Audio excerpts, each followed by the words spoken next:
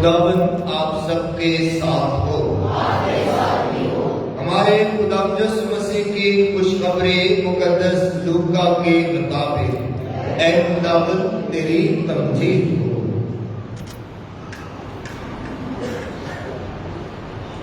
اس کے 13ویں باب کی پہلی آیت سے ہم بیان سنیں۔ اسی موقع پر بعض حاضر تھے جنہوں نے یسوع کو ان جلیلیوں کی خبر دی جن کا خون پلاطس نے ان کے ذبیحوں کے ساتھ ملایا تھا، اور یسوع نے جواب میں ان سے کہا، کیا تم سمجھتے ہو کہ یہ جلیلی باقی سب جلیلیوں سے گناہگار تھے کہ ان کے ساتھ یوں ہوا؟ میں تم سے کہتا ہوں نہیں، لیکن اگر تم توبہ نہ کرو تو سب اسی طرح ہلاک ہوگے۔ یا وہ 18 جن پر سلوان کا برج گرا اور دب مرے، کیا تم سمجھتے ہو کہ وہ یروشلم کے باقی سب رہنے والوں سے زیادہ قصوروار تھے؟ میں تم سے کہتا ہوں کہ نہیں، لیکن اگر تم توبہ نہ کرو تو سب اسی طرح ہلاک ہوگے۔ اور یسوع نے یہ تفصیل کہی کہ کسی کے داغستان میں انجیر کا ایک درخت لگا ہوا تھا۔ اس نے آ کر اس کا پھل ڈھونڈا مگر نہ پایا۔ تب اس نے کرام سے کہا، دیکھ 3 برس سے میں آ کر انجیر کے اس درخت میں پھل ڈھونڈتا ہوں مگر نہیں پاتا، اسے کاٹ ڈال، یہ زمین کو بھی کیوں روکے رہے؟ پر اس نے جواب میں اس سے کہا کہ خداوند اس سال اور بھی اسے رہنے دے کہ میں اس کے گرد ہالا کھودوں اور کھاد ڈالوں، شاید کہ آئندہ سال پھل دے، نہیں تو پھر کٹوا دینا۔ مسیح خدا میں میرے عزیزو، روزوں کے دوران آج تیسرا اتوار ہے، اور مسلسل روزوں کے ان ایام میں آپ نے غور کیا ہوگا کہ خدا کا کلام ہماری تیاری کرواتا ہے کہ کس طرح سے ان روزوں کے ایام میں اپنے آپ کو اور زیادہ پرفضل اور بابرکت بنا کر ہم خدا کی رضا کو حاصل کر سکتے ہیں۔ روزوں کے ایام آپ نے غور کیا ہوگا کہ ہر سال کے یہ بہار کے موسم میں آتے ہیں۔ بہار کا موسم، سیزن آف لینڈ، لینڈ کا مطلب ہی بہار ہے، اسپرنگ۔ اور بہار کے موسم میں کیا ہوتا ہے؟ نئے پھول نکلتے ہیں، نئی پتیاں نکلتی ہیں، نئی شاخیں نکلتی ہیں، پرانی زندگی جاتی رہتی ہے، نئی زندگی امڑ آتی ہے، نئی زندگی پھلتی پھولتی ہے، اور نئی زندگی ایک تبدیلی، ایک نیا رجحان جو ہے ہمارے سامنے آتا ہے۔ اور یہی روزوں کا مقصد ہے کہ روزوں کے دنوں میں پرانی جو گناہ آلود زندگی ہے، جو خدا کی نافرمانی کی زندگی ہے، خدا سے دوری کی زندگی ہے، اسے ختم کیا جائے، اور نئی زندگی جو خدا کے رحم اور خدا کے فضل اور خدا کی معمولی کی زندگی ہے، اس کا آغاز کیا جائے۔ یہی روزوں کے ایام کا مقصد ہے۔ اور آپ دیکھتے ہیں کہ روزوں کے ایام میں بہت ساری انجیل کی اقدار ہیں جن پر ہمیں غور و خوض کرنے کے لیے موقع دیا جاتا ہے، لیکن ایک انجیل کی قدر وہ بہت زیادہ مشترک ہے اور بہت زیادہ اس پر زور دیا جاتا ہے، اور وہ انجیل کی قدر روزوں کے دوران کیا ہے؟ وہ انجیل کی قدر ہے توبہ کرنا، گناہوں سے معافی مانگنا، اعتراف کرنا، اور نئے سرے سے زندگی کا آغاز کرنا، پاکیزہ ہو جانا، پاک ہو جانا، اور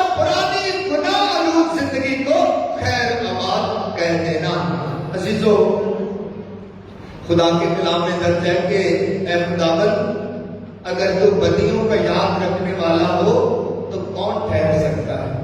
कोई नहीं ठहर सकता। अगर खुदा हमारे गुनाहों को याद करना शुरू कर दे और याद रखे तो कौन खुदा के गजब से बच सकता है?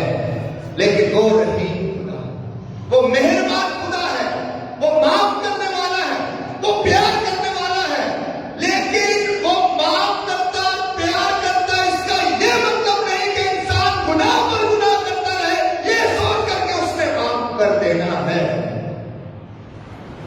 अजीजों, हम खुदा के जो इस खसूसियत है, खुदा की ये खसूसियत कि वो रहीम है, प्यार करता है, माफ करता है। कई दफा हम जो है इसका नाजायज फायदा हासिल करते हैं और इसे अपने जाती मफाद के लिए इस्तेमाल करते हैं और अपनी जिंदगी को तब्दील किए बगैर अपनी गुनाह आलूद जिंदगी में अपनी सारी जिंदगी गुजार देते हैं और अपनी खताओं और अपनी कमजोरियों में जिंदगी गुजारते हैं और क्या करते हैं कि खुदा ने तो माफ कर ही देना है।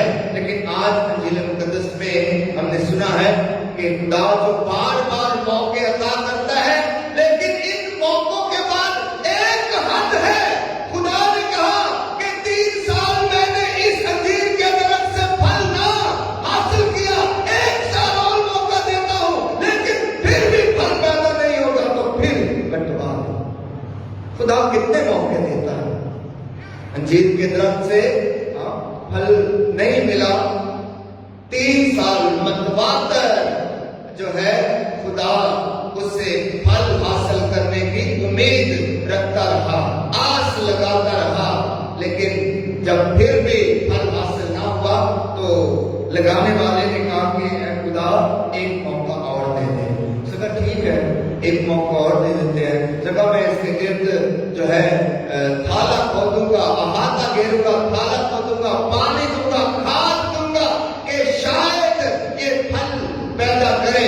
अजीजों, ये जो बयान है इंजील मुकद्दस का कि मैं इसके गिर्द थाला खोदूंगा, पानी दूंगा, खाद डालूंगा, ये वो लवाजमात है जो हर इतवार पाक अल्ताफ से और इस पाक मुल्क से और खुदा के कलाम से, ये वो लवाजमात है जो हर इतवार आपको आपकी तब्दीली के लिए, आपको आपके गुनाहों की माफी के लिए मुहैया किए जाते हैं। लेकिन अगर फिर भी कोई तौबा ना करे तो फिर वो अपनी किस्मत का फैसला आप कर लेता है, वो फिर अपनी जो है आक़िबत का फैसला आप करता है।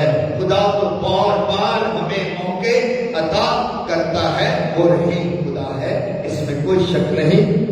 लेकिन वो अदालत भी करता है, अदालत भी करता है, वो फैसला भी करता है। और उसके अदालत के दिन को भी जहां पर खुदा की अंजील में खुदा का शफीक चेहरा, खुदा के का रहीम चेहरा, खुदा का इंसानों को माफ करने वाला चेहरा बयान किया गया है, वहीं पर कहीं ना कहीं खुदा का ऐसा रूप भी बयान किया गया है कि वो अदालत भी करता है, अदालत भी करता है।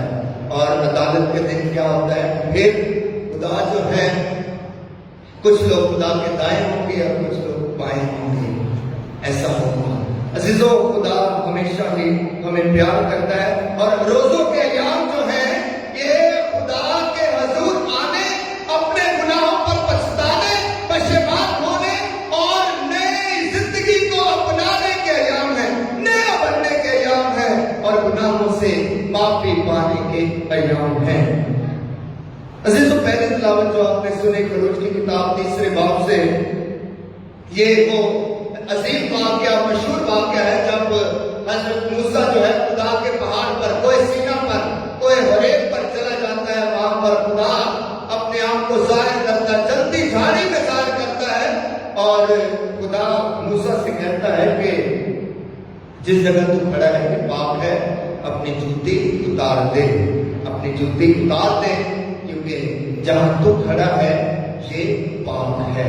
अजीजों, खुदा सरापा पाप है, वो नापाकी को ना पसंद करता है,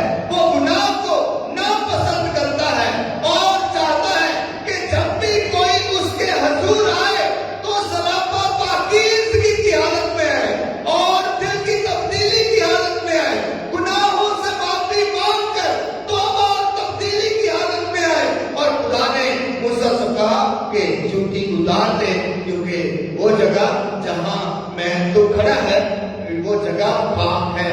عزیزو یہ جوتی اتارنا یہ علامت ہے، یہ نشان ہے، یہ علامت ہے کہ انسان کو اگر خدا کے پاس آنا ہے، خدا کی حضوری میں آنا ہے، دعا میں آنا ہے، بندگی میں آنا ہے، ستائش میں آنا ہے، تو گناہ کی حالت میں ستائش نہیں ہو سکتی، ناپاکی کی حالت میں کوئی ستائش نہیں ہو سکتی۔ ہاں ہو سکتی ہے ستائش جب ہم اپنے گناہوں سے معافی مانگ لیتے ہیں اور اپنے گناہوں سے توبہ کر لیتے ہیں، پشیمان ہو جاتے ہیں، توبہ کر لیتے ہیں، تو پھر خدا کی ستائش ہوتی ہے۔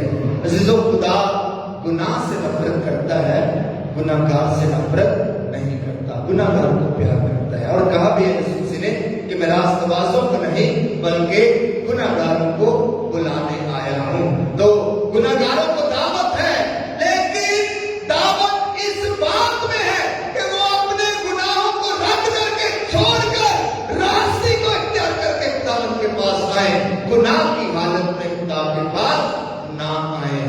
یہ دعوت ہے کہ گناہ کو ترک کر کے، گناہ کو چھوڑ کر، اعتراف کر کے اور اپنے گناہوں کا انکار کر کے خدا کے پاس آنا، پھر پاکیزگی میں خدا ہمیں برکت دیتا ہے اور خدا ہمارے گناہوں کو معاف کرتا اور ہمیں پیار کرتا ہے۔ عزیزو خدا جو ہے ان روزوں کے ایام میں دو کام خاص طور پر ہمیں کرنے کے لیے کہتا ہے، اور یہ دو کام ہیں کہ انسان اپنے گناہوں سے توبہ کرتا ہے، پشیمان ہوتا ہے، اپنے آپ کو پاک کرتا ہے اور خدا کے سامنے آنے کے لائق بناتا ہے، اور دوسرا کام یہ ہے کہ مظلوموں کا خیال کیا جائے، حاجت مندوں کا خیال کیا جائے، ضرورت مندوں کا خیال کیا جائے۔ اور اس لیے آج کی پہلی تلاوت میں آپ نے سنا کہ جب خدا موسیٰ سے ہم کلام ہو رہا تھا تو وہاں پر لکھا ہے کہ خدا موسیٰ کو کہتا ہے